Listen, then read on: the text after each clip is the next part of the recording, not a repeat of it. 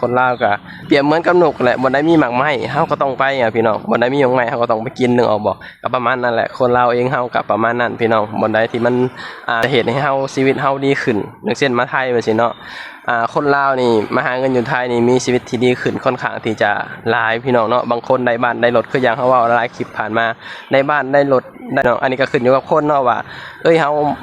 มาหาเงินแล้วเฮาสิแบบตั้งใจเก็บส่ำใดการที่เขามาหาเงินอยู่ที่ประเทศไทยพี่น้องก็พยายามแบบว่าอันดับแรกเนาะพยายามทำตัวให้ดีพี่น้องอยู่ให้เป็นเนาะมาอาศัยแบบว่า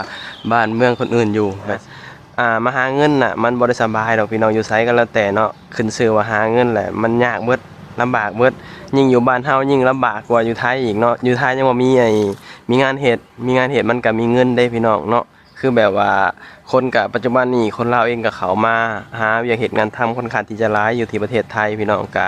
พยายามเฮาสิเว้าตลอดว่าพยายามทำตัวให้ดีพี่น้องอยู่บ้านเมืองคนอื่นเนาะสบายดีพ่อแม่พี่น้องสวัสดีพ่อแม่พี่น้องทางฝั่งไทยนำครับผมมื้อนี้ก็กำลังสิเตรียมตัวไปทำงานคือเก่าพี่น้องชีวิตในเมืองใหญ่ประเทศไทยเนาะเฮาก็คนหนึงแหละที่แบบว่าเขามาใช้ประเทศไทยเป็นบ่อนทำมาหากินเป็นบ่อนหาเงินเป็น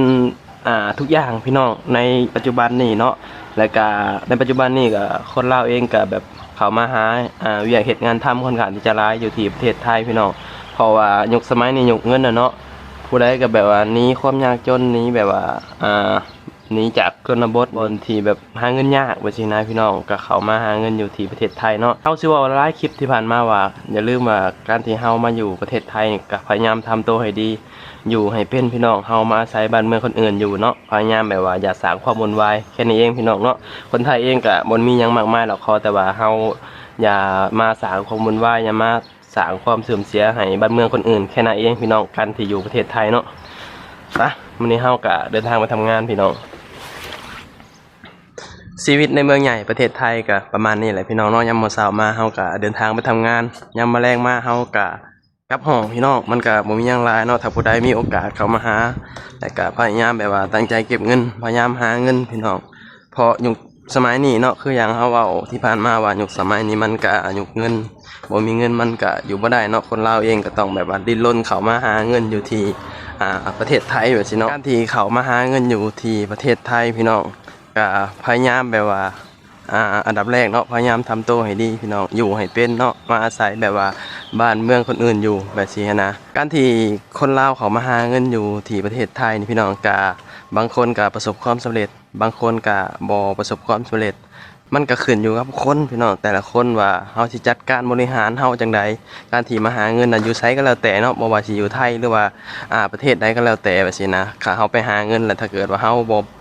จัดการบริหารเงินให้เป็นมันก็บ่มีเงินเก็บแบบนี้นะอย่างเช่นค่าใช้จ่ายบ่เป็นหยังแบบว่าเฮาถึงแบบว่าประหยัดแบบว่าค่าใช้จ่ายนู่นนี่นั่นก็เพราะแบบนี้แหละพี่น้องเฮาจำเป็นต้องประหยัดเนาะ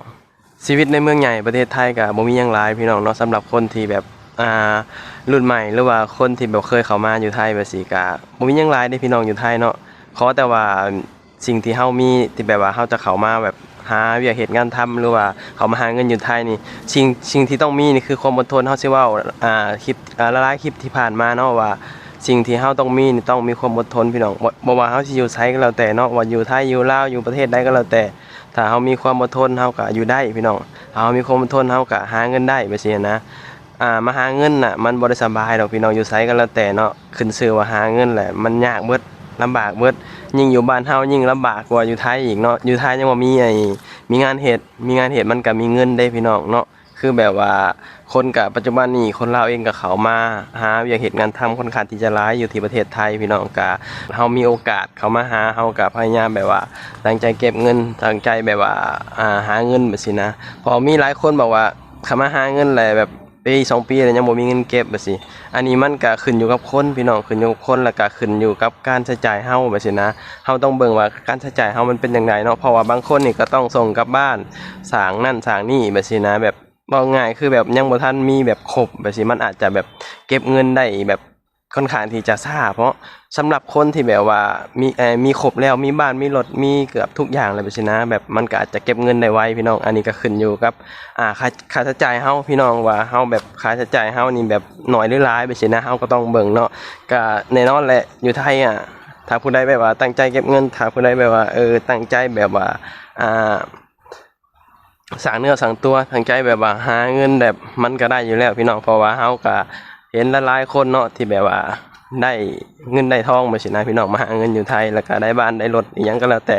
หลายคนก็ประสบความสำเร็จแต่ส่วนมากคนลาวที่เขามาหาเงินอยู่ไทยจะประสบความสำเร็จค่อนข้างที่จะหลายพี่น้องมีน้อยที่แบบว่าบ่ประสบความสำเร็จเนาะแบบว่ากลับบ้านไปแล้วแบบบ่ค่อยได้หยังหลายไปสินะมันก็คืออย่างเฮาเว้าว่ามันก็ขึ้นอยู่กับคนล่ะพี่น้องหาเงินอยู่ไสก็แล้วแต่เนาะว่ามันก็ขึ้นอยู่กับคนแหละว่าเฮาสิแบบมีระเบียบวินัยเฮาสิแบบแบบบริหารเงินจังไดแบบสินะบางคนอาจจะแบบใช้จ่ายแบบฟุ่มเฟือยบ่แบบใช้จ่ายเกินโตบ่หรือว่าแบบว่าบ่ตั้งใจเก็บเงินแบบสินะมันก็บ่มีเงินเก็บได้ก็เป็นธรรมดาพี่น้องเนาะเพราะว่าถ้าเกิดว่าเฮาแบบใช้เงินหลายเกินไปแบบสินะมันก็อาจจะบ่มีเงินเก็บบ่ว่าไผแหละเฮาเองคือกันพี่น้องถ้าเกิดว่าเฮาใช้เงินอ่าเกินโตเฮาก็สิบ่มีเงินเก็บเนาะเป็นหยังเฮาถึงแบบว่าประหยัดก็เพราะแบบนี้แหละพี่น้องค่าใช้จ่ายเฮาก็ค่อนข้างที่จะหลายกว่าคนอื่นแบบนี้นะมันก็เป็นธรรมดาแหละพี่น้องเนาะการหาเงินมันก็มีแน่แบบค่าใช้จ่ายแต่ละครอบครัวหรือว่าแต่ละคนมันก็สิแตกต่างกันพี่น้องบางคนอาจจะค่าใช้จ่ายบ่หลายบางคนอาจจะแบบว่าค่าใช้จ่ายน้อยแต่ที่แน่ๆมาหาเงินอยู่ไทยมีเงินเก็บอยู่แล้วพี่น้องขอแต่ว่าแบบเฮาตั้งใจเก็บตั้งใจหาแบบนี้นะแล้วก็คนที่บ่มีค่าใช้จ่ายหลายพี่น้องมันก็เก็บเงินได้ค่อนข้างที่จะไวเนาะแต่สำหรับคนที่แบบว่ายังแบบว่าสร้างเนื้อสร้างตัวแบบนี้มันก็ค่อนข้างที่จะแบบยากพี่น้องแบบว่าจะมีเงินเก็บเพราะว่าบางคนก็แบบว่าสร้างบ้านสร้างหยังแบบนี้นะบางคนก็เฮ็ดนั่นเฮ็ดนี่แบบนี้มันก็ยากที่จะมีเงินเก็บเนาะก็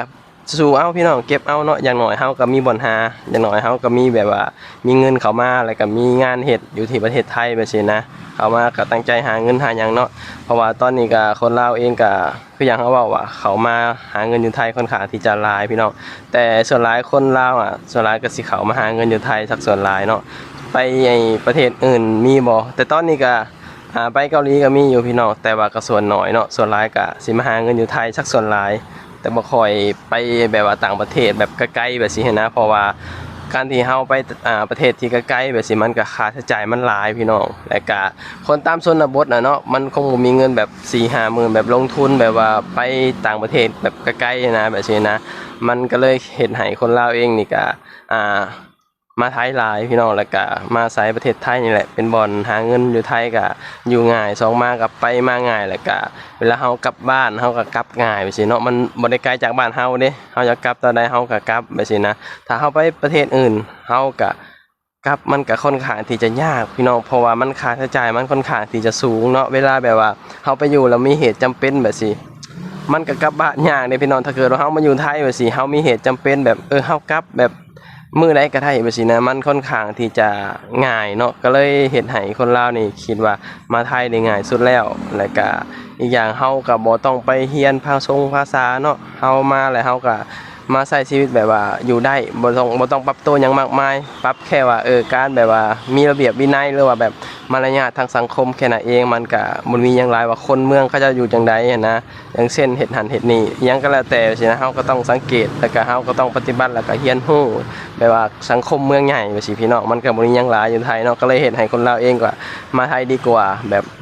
อย่างน้อยก็แบบว่าใกล้บ้านเฮา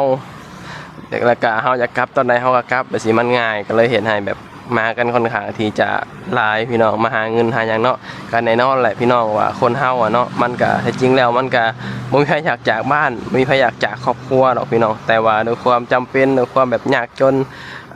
มันก็ต้องดิ้นรนกันเนาะบ่ว่าเจ้าว่าข่อยเลยพี่น้องในยุคสมัยนี้บ่มีเงินมันก็อยู่บ่ได้คือเฮาเว้าหลายๆคลิปที่ผ่านมาเงินก็คือทุกอย่างพี่น้องเงินก็คือแขนคือขาเฮาบ่มีเงินก็คือม้าตัวหนึ่งเนาะเอาจริงๆต้องขออนุญาตนำพี่น้องบ่มีเงินก็คือม้าตัวหนึ่งในโลกปัจจุบันนี้เนาะอันนี้คือความจริงเฮาก็ต้องยอมรับยุคสมัยมันเปลี่ยนพี่น้องยุคสมัยมันเปลี่ยนไปหลายแล้วก็คนลาวเองเฮาก็ต้องแบบว่าปรับเปลี่ยนไปตามยุคตามสมัยเนาะแล้วก็ต้องแบบว่าดิ้นรนสู้เนาะอยู่บ้านเฮาอยู่ตามบ้านนอกมันหาเงินค่อนข้างที่จะยากเด้พี่น้องตามชนบทสปปลาวนี่มันหาเงินยาก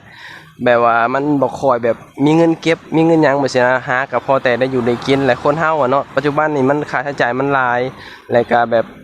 เฮ็ดนั่นเฮ็ดนี่มันก็ใช้เงินน่ะนะแล้วก็ยุคปัจจุบันนี่มันก็เป็นยุคที่แบบว่าอยากมีแต่แบบมีแต่คำว่าอยากในโลกปัจจุบันนี่สำหรับมนุษย์เฮาเนาะบ่ว่าไผอันนี้ก็บ่ได้ว่าเจ้าว่าข่อยดอกเฮาเองคือกันพี่น้องมันมีแต่คำว่าอยากมันตัดบ่ได้ดอกคำว่าอยากตัดกิเลสบ่ได้ดอกพี่น้องคนในสมัยเนี่ยเนาะคำว่าอยากทุกคนก็ต้องอยากแหละอยากได้นั่นอยากได้นี่แต่ว่าอยากแต่ละคนนี่มันแบบว่าสิอยากหน่อยอยากหลายเนาะบางคนอยากหลายก็อยากได้บ้านอยากได้รถอยากแบบหลายสิ่งหลายอย่างว่าซั่นนะบางคนก็อยากมีแค่แบบชีวิตที่ดีขึ้นหรือว่ามีครอบครัวแบบอบอุ่นมีแบบว่างานการมั่นคงมีเงินเก็บแบบสิเป็นธรรมดาของโลกสมัยใหม่แล้วก็ยุคสมัยมันเปลี่ยนมันบ่คือรุ่นพ่อรุ่นแม่เฮาพี่น้องรุ่นพ่อรุ่นแม่เฮานี่อยู่กันแบบว่าเรียบง่ายอยู่กันแบบว่าสบายๆตามแบบว่าวิถีชีวิตคนบ้านๆตามชนบทแบบนี้นะแต่พอยุคสมัยมันเปลี่ยนอีหยังมันก็เปลี่ยนพี่น้องของอยู่ของกินตามธรรมชาติอีหยังก็แล้วแต่มันเปลี่ยนไปเบิดก็เห็นให้เฮาแบบว่าอยู่บ้านบ่ได้ก็ต้องดิ้นรนมาอยู่หรือว่ามาอาศัยประเทศไทยนี่แหละเป็นบ่อนทำมาหากินแล้วก็เฮาก็เปรียบเหมือนกับนกแหละบ่ได้มีหมากไม้เฮาก็ต้องไปพี่น้องบ่ได้มีหยังไม้เฮาก็ต้องไปกินนึกออกบ่ก็ประมาณนั้นแหละคนลาวเองเฮาก็ประมาณนั้นพี่น้องบ่ได้ที่มันมีเงินบ่ได้ที่จะเฮ็ดให้เฮาชีวิตเฮาดีขึ้นอย่างเช่นมาไทยว่าซี่เนาะคนลาวนี่มาหาเงินอยู่ไทยนี่มีชีวิตที่ดีขึ้นค่อนข้างที่จะหลายพี่น้องเนาะบางคนได้บ้านได้รถคืออย่างเฮาเว้าหลายคลิปผ่านมาได้บ้านได้รถได้แบบได้แทบทุกอย่างก็มีบางคนนะพี่น้องอันนี้ก็ขึ้นอยู่กับคนเนาะว่าเฮามาหาเงินแล้วเฮาสิแบบตั้งใจเก็บสำใดแล้วก็ทุกสิ่งทุกอย่างมันอำนวยความสะดวกเฮาเป็นจังได๋ไปสินะมันก็สภาพแวดล้อมหรือว่าจังหวะสิ่งต่างๆอะไรพี่น้องมันก็ต้องแบบว่าได้แบบเบิดมันถึงจะแบบมีเงินแบบว่าเก็บหลายไปสินะก็ประมาณนั้นแหละพี่น้องเนาะคลิปนี้ก็บ่ยังหลายเนาะเฮาก็มาเว้าการที่แบบว่ามาใช้ชีวิตในเมืองใหญ่ประเทศไทยก็บ่ยังหลายพี่น้องอยู่ให้เป็นอยู่บ้านเมืองคนอื่นอาศัยบ้านเมืองคนอื่นเนาะพยายามแบบทำตัวให้ดีแบบนี้นะอย่าสร้างความวุ่นวายให้บ้านเมืองคนอื่นพี่น้องคลิปนี้ก็บ่ยังหลายเนาะก็ขอบคุณพี่น้องหลายๆที่แบบเสียสละเวลาเขามาเบิ่งมาชมเนาะฝากพี่น้องเขามาให้กำลังใจแล้วก็กดติดตามให้นำเด้อเอาไว้พอกันคลิปหน้าสบายดีสวัสดีครับผม